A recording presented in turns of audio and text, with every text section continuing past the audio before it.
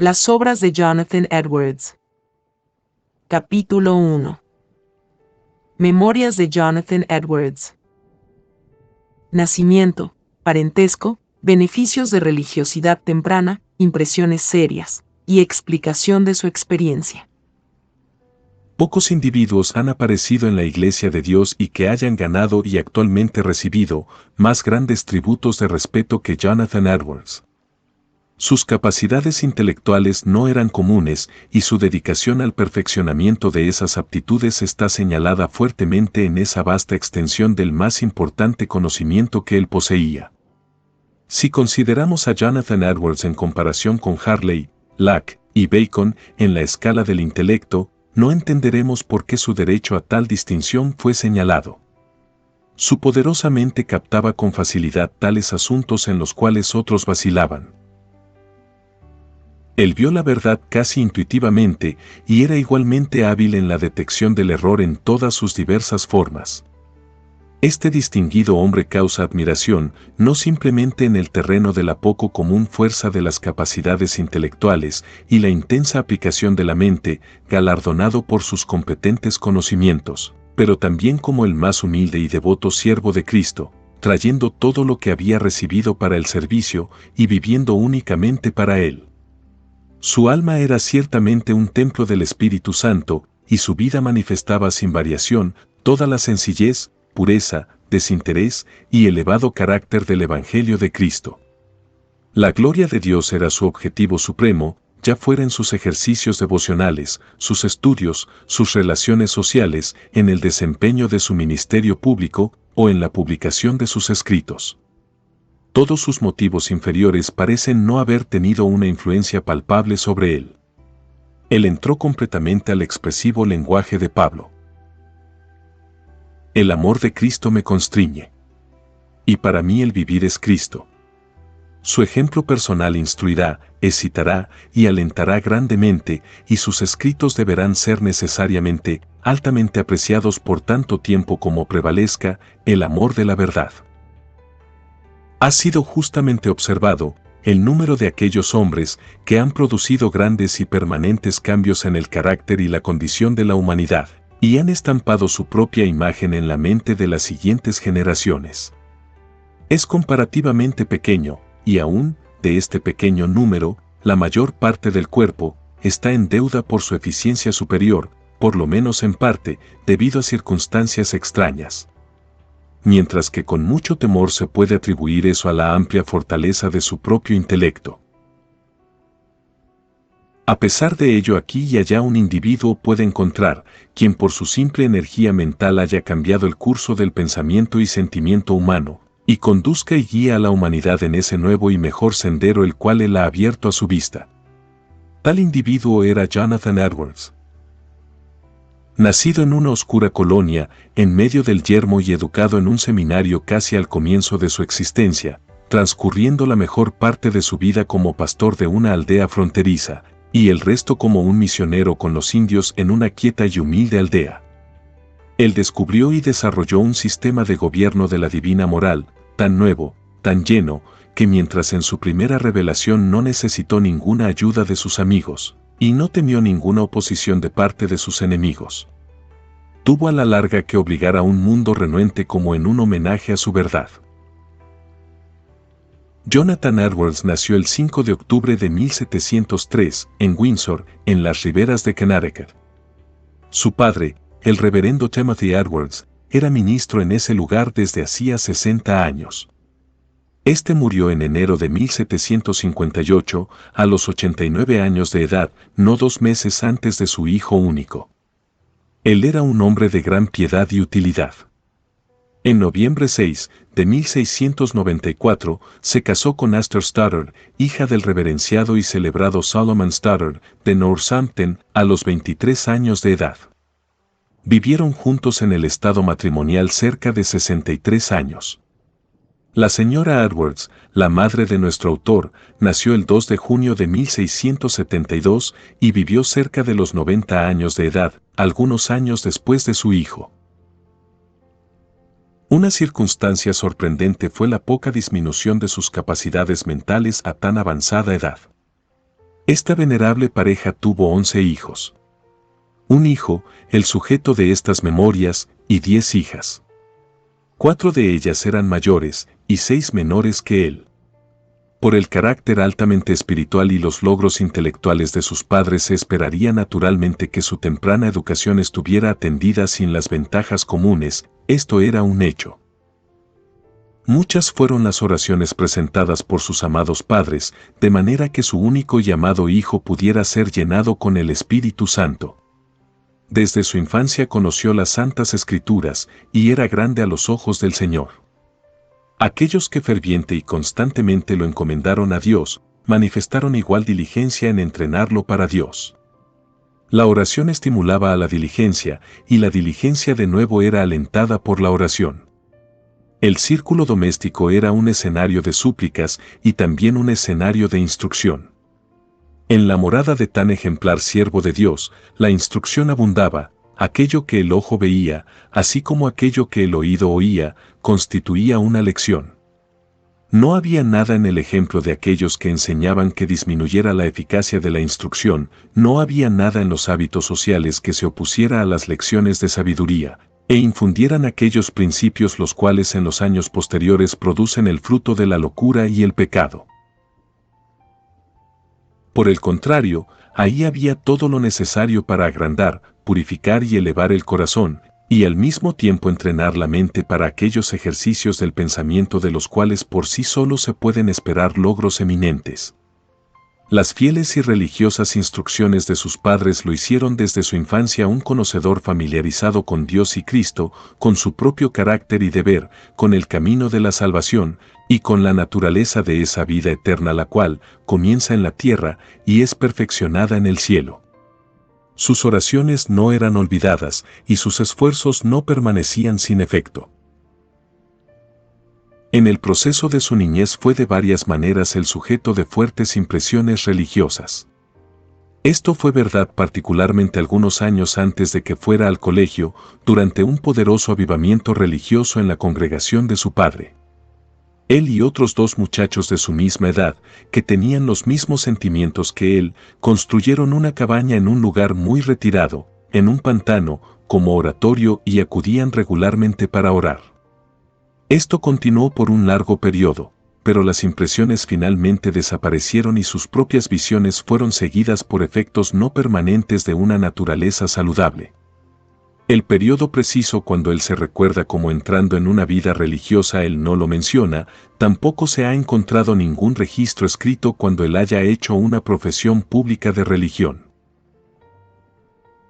Aún la iglesia con la cual él estuvo relacionado no sería conocida ciertamente si no fuera porque en una ocasión él se refiere a sí mismo como un miembro de la iglesia en East Windsor. A partir de varias circunstancias, parece que el momento de su unión consigo mismo no estuvo lejos del tiempo de su salida del colegio. De las visiones o sentimientos de su mente acerca de este importante asunto, hay antes y después de estos eventos un relato muy satisfactorio e instructivo, el cual fue encontrado entre sus anotaciones, los cuales fueron escritos cerca de 20 años después, para su propio y privado beneficio. A continuación, narración de ese relato. Tengo una diversidad de inquietudes y ejercicios en cuanto a mi alma, desde mi infancia, pero tengo 2 más significativas épocas de avivamiento, antes de encontrarme con ese cambio por el cual yo fui traído a esas nuevas disposiciones y ese nuevo sentido de las cosas que había yo tenido desde entonces. La primera vez fue cuando yo era un niño, algunos años antes de que fuera al colegio, en el tiempo de un notable avivamiento en la congregación de mis padres. Esto me afectó durante muchos meses. Y preocupado acerca de las cosas de la religión y de la salvación de mi alma, me dediqué abundantemente en los círculos religiosos. Yo me acostumbraba a orar en secreto, 5 veces al día, y pasaba mucho tiempo en conversaciones religiosas con otros niños, y nos juntábamos para orar. Yo experimenté no sé qué clase de deleite en mi religión. Mi mente estaba muy comprometida en ello, y tenía mucha justicia propia y placer, y era mi delicia el abundar en deberes religiosos. junto con algunos de mis compañeros de escuela nos reunimos y construimos una cabaña en un pantano, en un lugar muy apartado, para usarla como lugar de oración. Además de eso, yo tenía mis propios lugares secretos en el bosque, a donde yo acostumbraba a retirarme, y era de tiempo en tiempo muy afectado. Mis impresiones parecían ser viva y fácilmente movidas, y me parecía estar en mi salsa cuando me involucraba en deberes religiosos. Y estoy dispuesto a pensar que muchos son engañados con tales emociones y tal clase de deleite como yo tenía en ese entonces en la religión y la confundía con la gracia, pero, al pasar el tiempo, mi convicción e impresiones se deterioraron y yo perdí totalmente todas esas emociones y deleites y abandoné la oración secreta, por lo menos en cuanto a cualquier preferencia constante de ello. Y volví como un perro a su vómito y proseguí en los caminos de pecado. Ciertamente yo estaba muy intranquilo algunas veces, particularmente en la última parte de mi tiempo en el colegio, cuando le agradó a Dios probarme con una pleuresía con la cual Él me trajo cercano a la tumba, y me sacudió sobre el pozo del infierno. Y a pesar de ello, no mucho tiempo después de mi recuperación caí de nuevo en mis antiguos caminos de pecado. Pero Dios no me permitiría seguir así tranquilamente. Tuve grandes y violentas luchas internas, hasta que después de muchos conflictos con las perversas inclinaciones, repetidas resoluciones y compromisos bajo los cuales me había puesto yo mismo, como una clase de voto a Dios, fui sanado totalmente para romper con todos los caminos perversos y todas las formas de pecados carnales exteriores, y para dedicar mi vida a buscar la salvación y a realizar muchos deberes religiosos. Pero sin esa clase de emociones y delicias las cuales yo anteriormente había experimentado. Mi interés entonces trajo más luchas internas y conflictos y autorreflexión. Yo hice del buscar mi salvación el asunto más importante de mi vida. Pero, aún así, me parecía que la buscaba en una manera miserable, la cual me hizo algunas veces preguntarme si alguna vez llegaría a aquello que era el salvarse. Estaba listo para dudar si alguna vez esa búsqueda miserable tendría éxito. Yo fui ciertamente llevado a buscar la salvación de una forma como nunca antes lo había sido. Yo sentía un espíritu de romper con todas las cosas en el mundo, para un mayor interés en Cristo. Mis preocupaciones continuaron, y prevalecieron, con muchos pensamientos y luchas internas, pero, aún así, nunca parecía ser la forma apropiada el expresar esa preocupación por el nombre de terror. Desde mi niñez, mi mente estuvo llena de objeciones contra la doctrina de la soberanía de Dios, en escoger a quien tendría la vida eterna y rechazar a quien Él quisiera, dejándolo eternamente para perdición, y ser para siempre atormentado en el infierno. Me parecía una doctrina horrible. Pero recuerdo muy bien la ocasión cuando yo parecía estar convencido, y totalmente satisfecho en cuanto a esta soberanía de Dios y su justicia en el disponer eternamente del hombre, de acuerdo a su soberano placer. Pero nunca pude contar cómo, o por qué medios, yo estaba convencido, ni siquiera imaginar en aquel tiempo, ni un poco tiempo después, que ahí había cualquier extraordinaria influencia del Espíritu de Dios, sino solamente que ahora yo veía más allá y mi razón había aprendido la justicia y sensatez de ello. Sin embargo, mi mente descansaba en ello y eso puso un fin a todas esas cavilaciones y objeciones. Y ahí había acontecido un maravilloso cambio en mi mente con respecto a la doctrina de la soberanía de Dios. Desde ese día en adelante hasta hoy, de tal manera que raramente encontré ni tan siquiera una pequeña objeción contra ello, en el sentido más absoluto, en cuanto a Dios mostrando misericordia a quien Él quisiera mostrarla, y endureciéndose con quien Él quisiera. La absoluta soberanía y justicia de Dios, con respecto a la salvación y condenación, es en lo que mi mente parece descansar segura de ello, así como de cualquier cosa que yo vea con mis ojos, por lo menos es así, algunas veces. Pero yo frecuentemente, desde esa primera convicción, he aquietado cualquier otro sentimiento en cuanto a la soberanía de Dios que yo tenía entonces. Yo lo hago frecuentemente, ya que no solo tengo convicción, sino una deliciosa convicción. La doctrina con mucha frecuencia, aparece excesivamente agradable, brillante y dulce.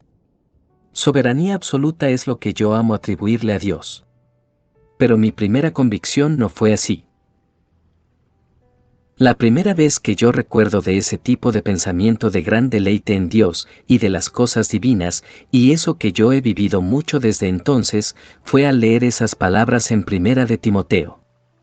Por tanto, al Rey de los siglos, inmortal, invisible, al único y sabio Dios sea honor y gloria por los siglos de los siglos. Amén.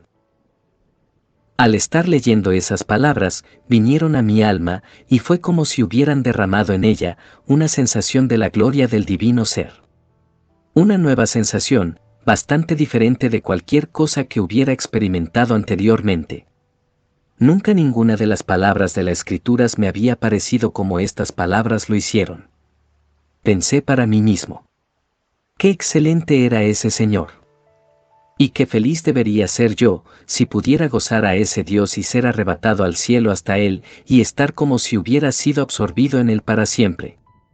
Yo continuaba diciéndolo, y como si estuviera cantando estas escrituras para mí mismo, y me fui a orar a Dios para que pudiera gozarlo a Él, y oré de una manera bastante diferente a la que estaba acostumbrado, con una nueva clase de afecto. Pero nunca vino a mi pensamiento que en esto hubiera algo espiritual o de una naturaleza salvadora. Desde ese momento comencé a tener una nueva clase de comprensión e ideas de Cristo y la obra de redención y el camino glorioso de la salvación por medio de Él. Un dulce sentimiento interno de estas cosas, por momentos, venía a mi corazón, y mi alma era conducida lejos en visiones placenteras y de contemplación, y mi mente estaba grandemente comprometida a pasar mi tiempo en la lectura y meditación acerca de Cristo, en la belleza y excelencia de su persona, y la amorosa forma de salvación por la gratuita gracia en Él. No encontré libros tan deleitosos para mí, como aquellos que trataban acerca de estos temas. Esas palabras de Cantares 2:1 estaban abundante y continuamente conmigo.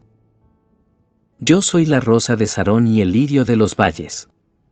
Las palabras me parecían que representaban dulcemente la dulzura y belleza de Jesucristo. Todo el libro de los Salmos siempre me había parecido placentero y me gustaba mucho leerlos en ese tiempo. Y encontré de tiempo en tiempo una dulzura interior que me elevaba en mis contemplaciones. Esto yo no sé cómo expresarlo de otra manera, que como una quieta y dulce abstracción del alma de todas las preocupaciones de este mundo, y algunas veces una especie de visión, o ideas e imaginaciones de estar solo en las montañas, o en algún paraje solitario, lejos de toda la humanidad, conversando dulcemente con Cristo, envuelto y absorbido en Dios. El entendimiento que yo tuve de las cosas divinas se convertía en un repentino avivamiento, como si fuera un dulce fuego en mi corazón, un ardor en mi alma, eso no sé cómo expresarlo. No mucho después que comencé a experimentar todo eso, le conté a mi padre algunas cosas que habían pasado por mi mente. Yo estaba muy afectado por la conversación que sostuvimos y cuando ésta terminó, caminé solo en los pastos de mi padre, por un lugar solitario para tener un tiempo de contemplación. Y al ir caminando por ahí, y mirando hacia arriba el cielo y las nubes, vino a mi mente una dulce revelación de la gloriosa majestad y gracia de Dios. No sé cómo expresarlo. Me pareció ver las dos en una dulce unión. Majestad y mansedumbre unidas. Fue dulce y apacible. Una santa majestad. También una majestuosa mansedumbre, una maravillosa dulzura y una alta y grande y santa nobleza. Después de esto mi entendimiento de las cosas divinas creció gradualmente y vino a ser más real y a tener más de esa dulzura interna. La apariencia de todo lo demás fue cambiada. Parecía que había ahí una calma, una dulce mirada o apariencia de la gloria divina en casi todas las cosas. La excelencia de Dios, su sabiduría, su pureza y amor parecían estar en todo. En el sol, la luna y las estrellas, en las nubes y en el cielo azul, en el cristal, las flores, los árboles, en el agua y en toda la naturaleza, lo cual me ayudaba grandemente a fijar mi mente. Frecuentemente me sentaba y veía la luna durante un largo tiempo, y en el día pasaba mucho tiempo viendo las nubes y el cielo, para contemplar el camino de la gloria de Dios en estas cosas. mientras tanto cantando a gran voz mis meditaciones del Creador y Redentor. Y difícilmente cualquier cosa entre todas las obras de la naturaleza era tan dulce para mí como el trueno y los relámpagos. En tiempos pasados, nada había sido tan terrible para mí. Anteriormente, me ponía extremadamente aterrorizado con los truenos, y era sacudido con terror cuando veía levantarse una tormenta de truenos, pero ahora, por el contrario, me regocijaba. Sentía a Dios, si se me permite decirlo así, a la primera aparición de una tormenta de truenos.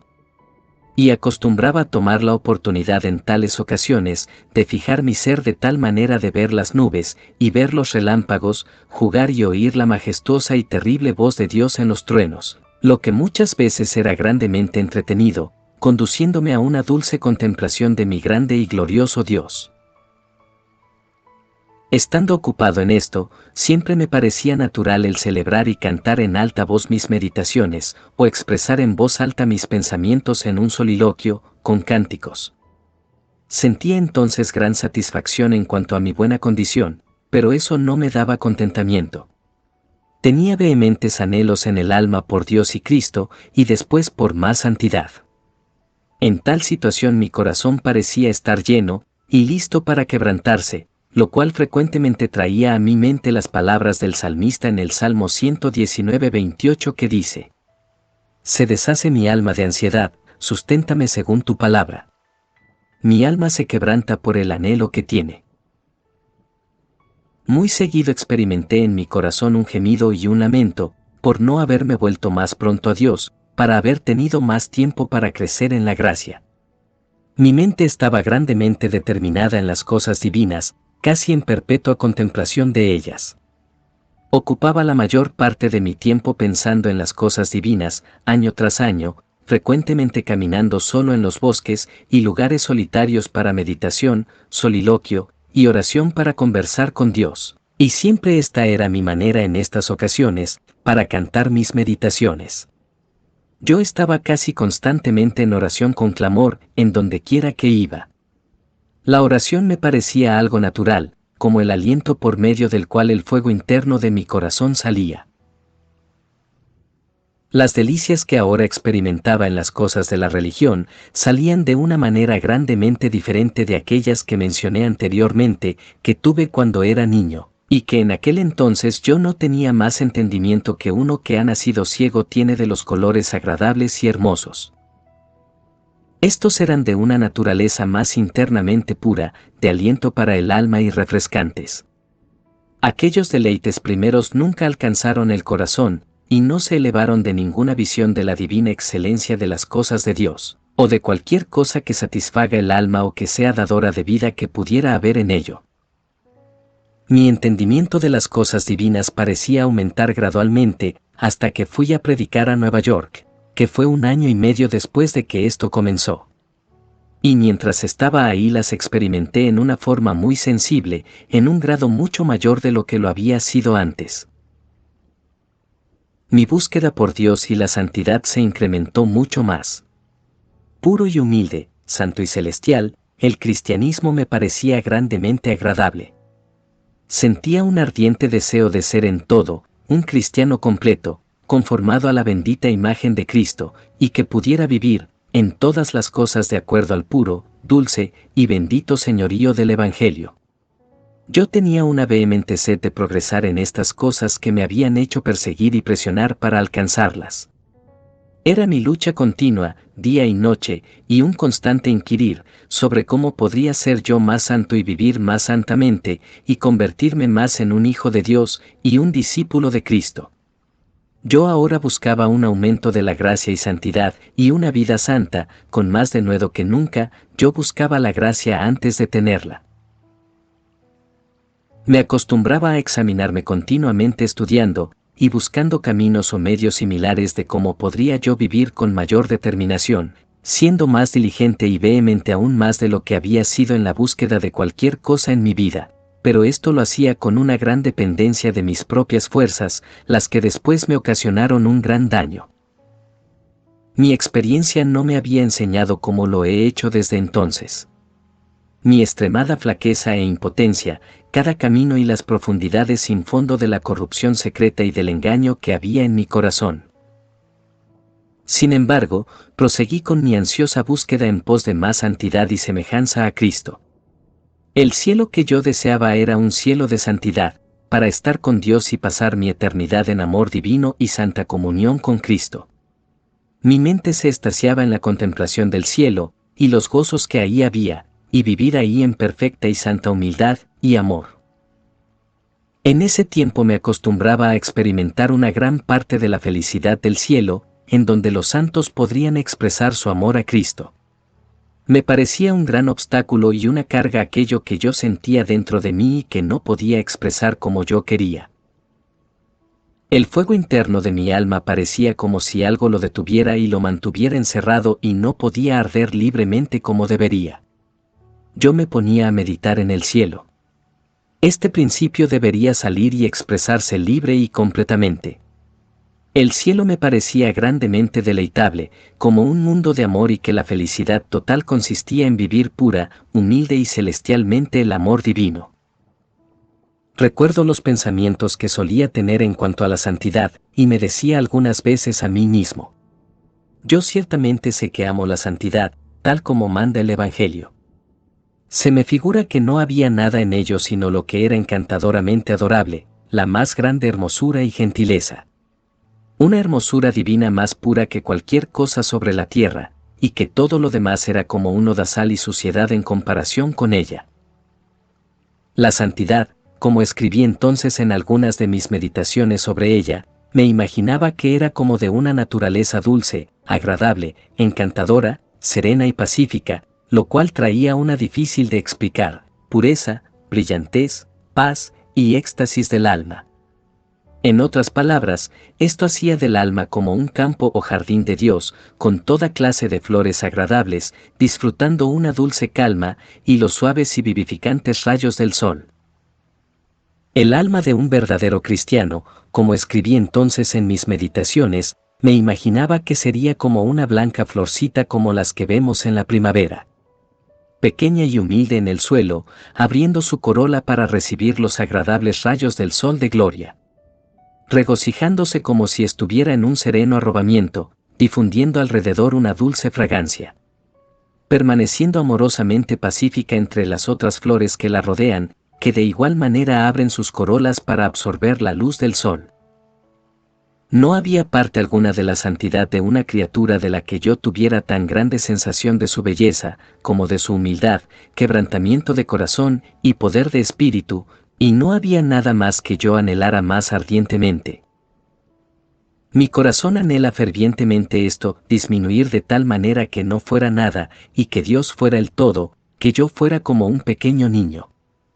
Mientras estuve en Nueva York, muchas veces fui afectado con reflexiones de mi vida pasada, considerando cuán tarde fue cuando yo comencé a ser verdaderamente religioso, y cuán perversamente había vivido hasta entonces, y tanto que lloraba abundantemente, y por un tiempo considerable. El 12 de enero de 1723, yo hice una solemne dedicación de mí mismo a Dios y lo escribí, entregándome a Dios sin dejar nada de mí, para que en el futuro no me preocupara de mí mismo. Para actuar como alguien que no tiene derecho a sí mismo, en cualquier aspecto.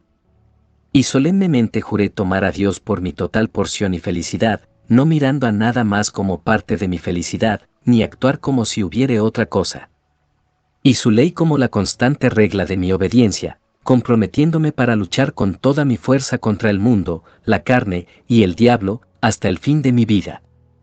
Pero tenía razón para ser infinitamente humilde, cuando consideraba cuánto había yo fallado en cuanto a responder a mi obligación.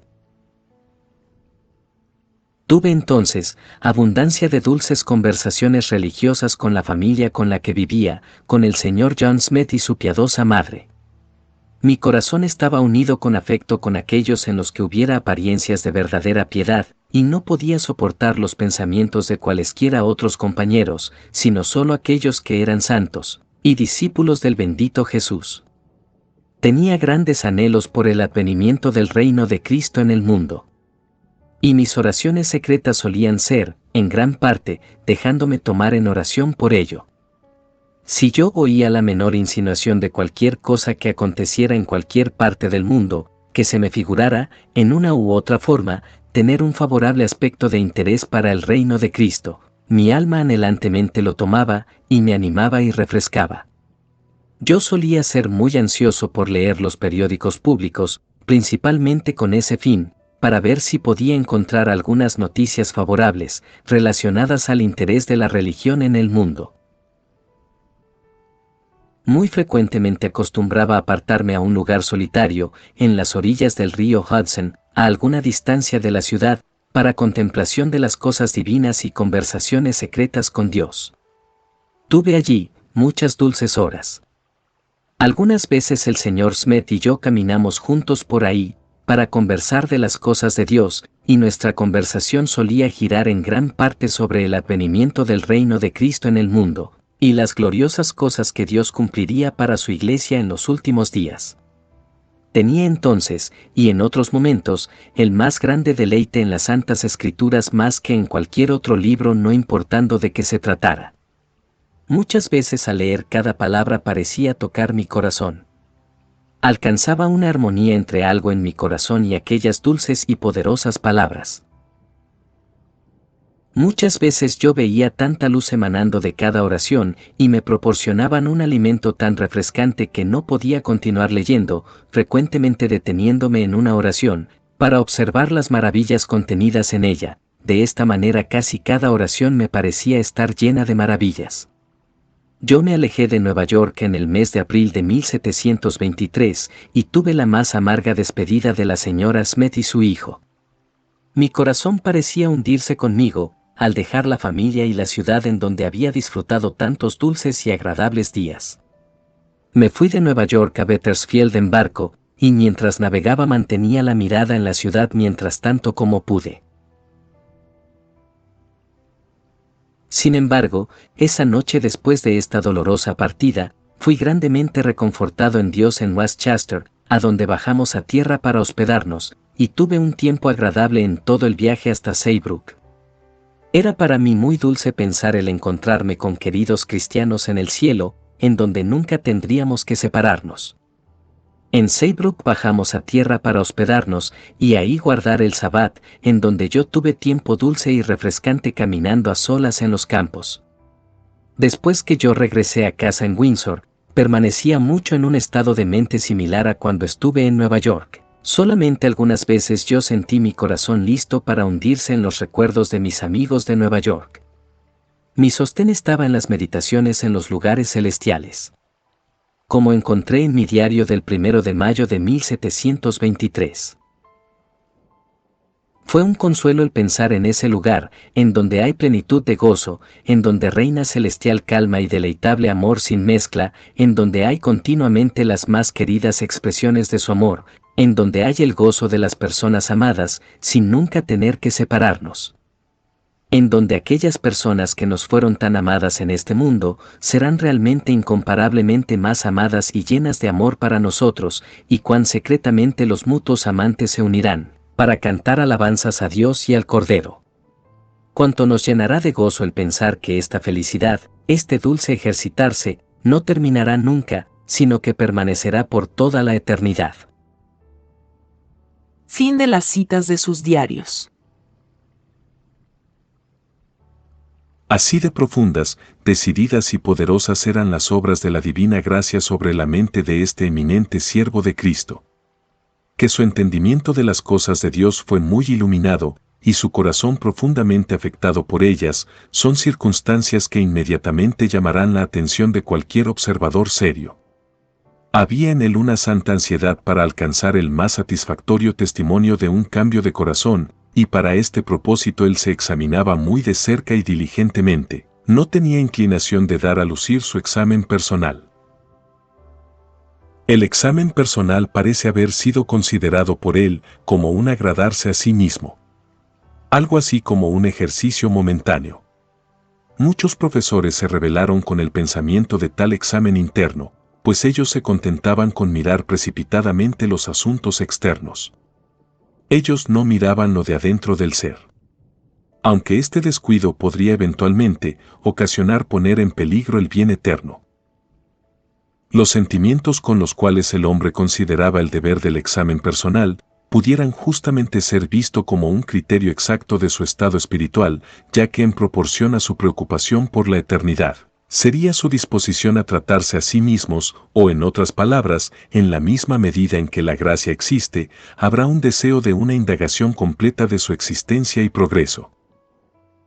Haciendo una revisión al testimonio dado por el Sr. Edwards en cuanto a su temprana experiencia religiosa, es evidente que él no era una persona que pudiera estar satisfecha en cualquier fundamento insuficiente.